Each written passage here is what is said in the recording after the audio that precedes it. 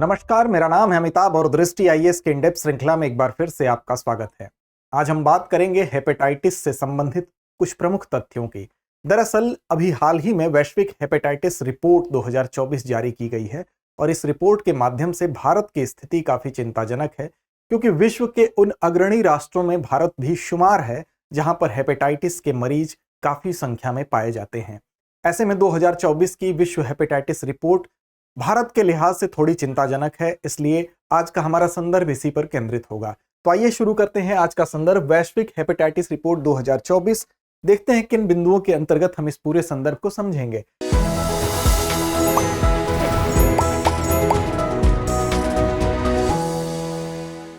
खबर क्या है देखेंगे, फिर चर्चा में क्यों है इस बात को समझेंगे, क्या है हेपेटाइटिस बी और सी, इसके निदान और उपचार में विस्तार की जरूरत है ऐसा रिपोर्ट कह रही है, तो देखेंगे वो कौन सी जरूरतें हैं। साथ ही संक्रमण चक्र क्या है इसको समझते हुए अभ्यास प्रश्न की ओर चलेंगे। आपको बता दें कि सामान्य अध्ययन प्रश्न पत्र 3 के लिहाज से यह खंड आपके लिए महत्वपूर्ण है। चैनल को सब्सक्राइब कर लें ताकि हमसे प्रत्यक्ष रूप से आप जुड़ सके, हमारी जानकारी अब तक शीघ्र पहुंच सके। खबर है द इंडियन एक्सप्रेस की, India among nation with highest burden of viral hepatitis says WHO. किसने कहा है? डब्ल्यूएचओ ने कहा है कि इंडिया उन देशों में शुमार है जहां पर हेपेटाइटिस का बर्डन, हेपेटाइटिस से पीड़ित लोगों की संख्या सर्वाधिक है। यह कहा है डब्ल्यूएचओ ने, और हाउ टू प्रिवेंट इट, कैसे इसको प्रिवेंट किया जाएगा, इस पर विचार किया जाएगा। इस खबर के आलोक में आज की हमारी चर्चा केंद्रित होगी। बात करेंगे सबसे पहले चर्चा में क्यों है, लेकिन उससे पहले आपको बता दें कि हेपेटाइटिस एक ऐसी बीमारी है जो कि वायरस से होती है, वायरस जनित बीमारी है, और इसमें लीवर अर्थात यकृत हमारा संक्रमित हो जाता है उस वायरस के प्रकोप से।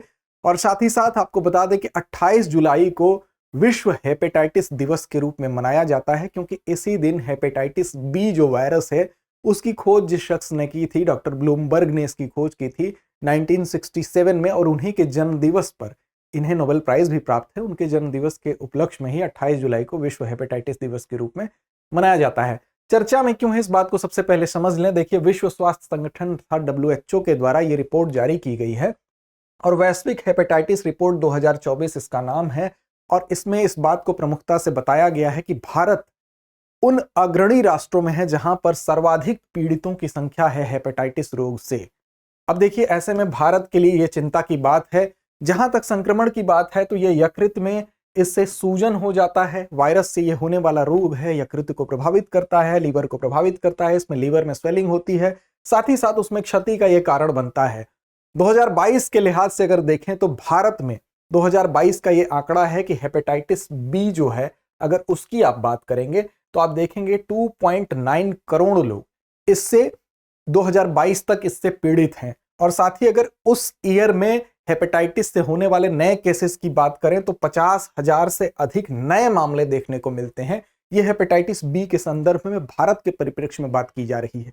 वहीं अगर हेपेटाइटिस सी के बारे में आप देखेंगे तो 0.55 करोड़ लोग इससे पीड़ित थे और 1.4 लाख नए मामले देखने को मिले थे 2022 में भारत में।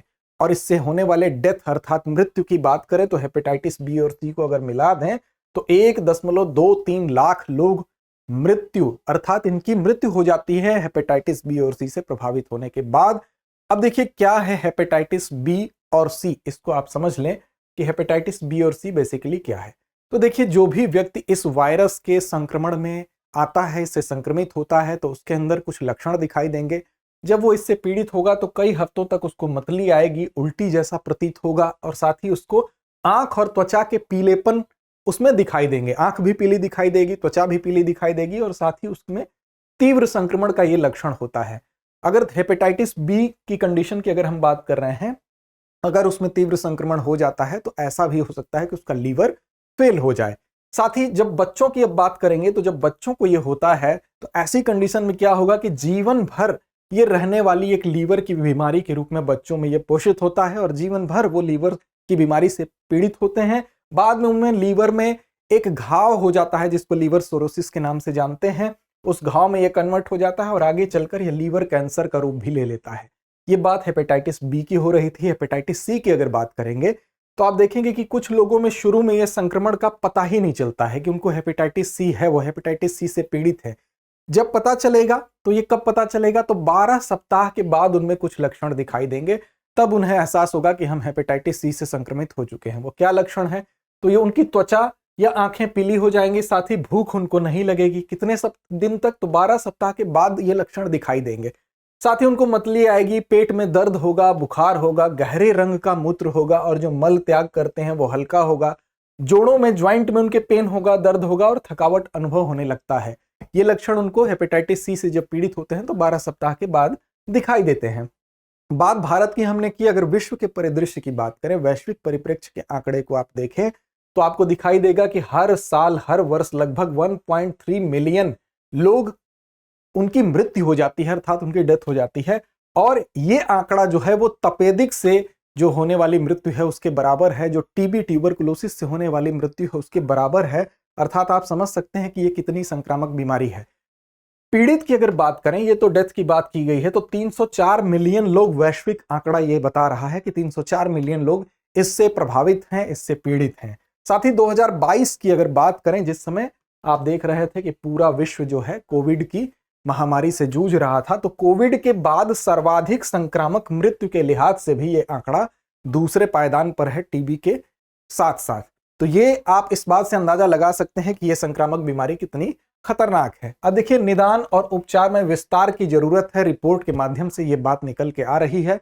निदान और उपचार, आपको दो चीजें स्पष्ट कर दें कि निदान अर्थात डायग्नोस का मतलब कि उस रोग को पहचान लेना, विभिन्न लक्षणों के आधार पर चिन्हित कर लेना। और डायग्नोस होने के बाद ही आप डॉक्टर के पास जाते हैं तो डॉक्टर सबसे पहले आपसे कुछ जानकारियां इकट्ठी करता है, फिर उन जानकारियों और जांचों को लिखता है। उसके आधार पर वो डायग्नोस करता है, वो बीमारी को पकड़ने का काम करता है। तो डायग्नोस को कहते हैं निदान। और फिर उसके बाद आपका ट्रीटमेंट शुरू करता है, डॉक्टर दवाएं देता है। तो दूसरा चरण उपचार का होता है, अर्थात निदान का होता है। तो रिपोर्ट ये कहती है कि जो हेपेटाइटिस बी है, इसमें आप देखेंगे जो 2.4% केस जो है वो डायग्नोस हो पाता है, अर्थात उसमें उस चीज की पहचान हो पाती है। लेकिन वो उपचार में कन्वर्ट होने के प्रतिशत की जब बात ये रिपोर्ट के माध्यम से उजागर होती है तो वो चौंकाने वाली बात है। 0% लोगों को ही ये उपचार में कन्वर्ट हो पाता है, उपचार मिल पाता है। ये कह रही है ये रिपोर्ट हेपेटाइटिस बी के संदर्भ में।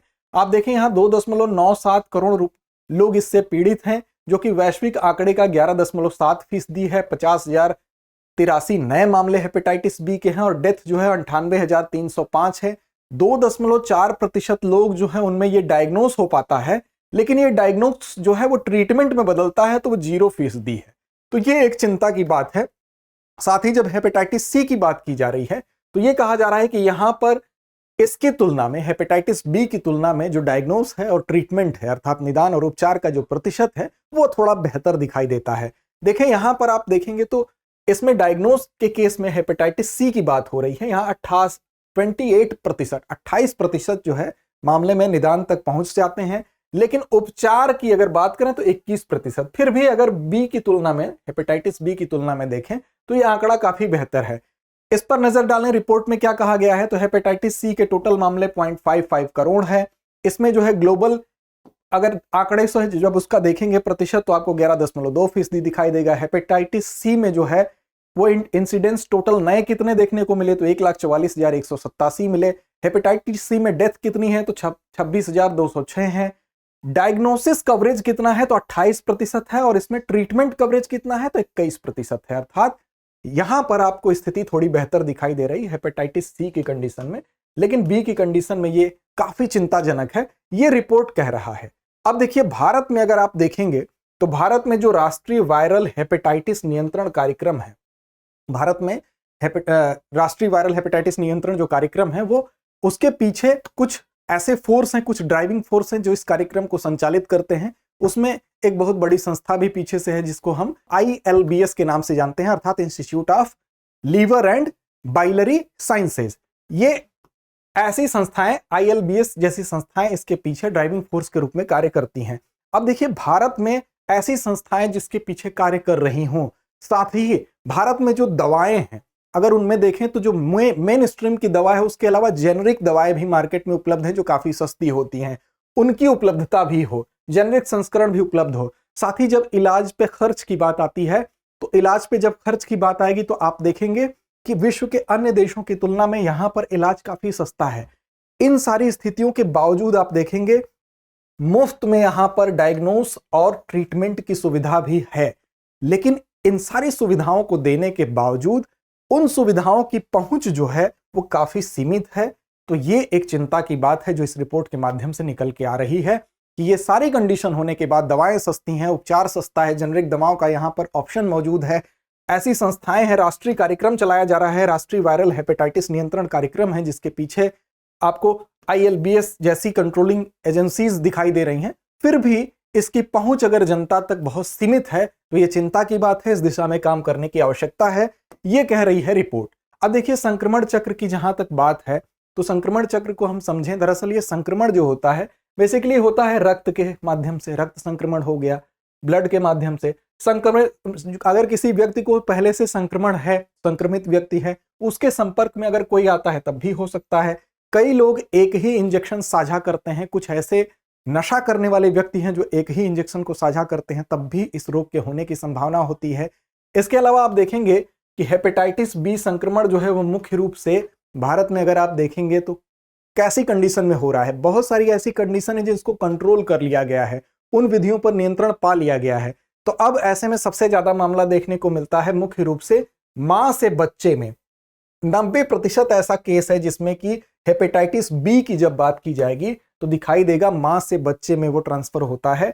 और देखेंगे पहले एक और माध्यम था जिसकी वजह से ये होता था, वो माध्यम क्या था, तो निडल स्टिक ट्रांसमिशन, अर्थात ऐसे लोग जो कि निडल के स्टिक से संबंधित काम करते थे। निडल स्टिक का मतलब जैसे इंजेक्शन जो होता है उसके नुकीले भाग से या अन्य किसी धारदार किसी हथियार से जो कि सर्जरी वगैरह में इस्तेमाल किया जाता है, उससे उसका ट्रांसमिशन अगर हमारे त्वचा में हो तो उसके कट लगने से भी हमें यह खतरा बना रहता था, जिससे हेपेटाइटिस बी होने का खतरा होता था। विशेष रूप से आप देखेंगे जो हेल्थ केयर वर्कर होते थे, जो हॉस्पिटल्स में या नर्सिंग स्टाफ होता था या डॉक्टर्स होते थे, तो वो इन इंस्ट्रूमेंट के करीब होते थे और उनमें ये इसकी वजह से ये खतरा बढ़ने की जो प्रवृत्ति है वो पहले दिखाई देती थी। आप देखेंगे जो बायोमेडिकल वेस्ट को डील करते हैं, जो हैंडल करते हैं, उन लोगों में भी इसकी वजह से डिस्पोजेबल जो सिरिंज होती है उसकी वजह से कह लें या सर्जिकल ब्लेड होता है उसकी वजह से कह लें, इस प्रकार की प्रवृत्ति दिखाई देती थी। इसको निडल स्टिक ट्रांसमिशन कहते थे।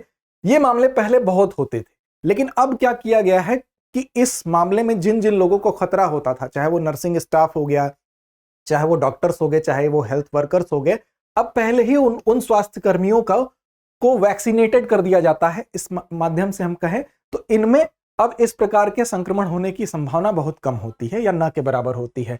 भारत में आप देखेंगे तो जो ब्लड बैंक है, अर्थात रक्त संक्रमण की बात की गई थी, तो ब्लड बैंक को भी काफी सुरक्षित बना दिया गया है, तो यह संभावना भी अब काफी कम हो जाती है।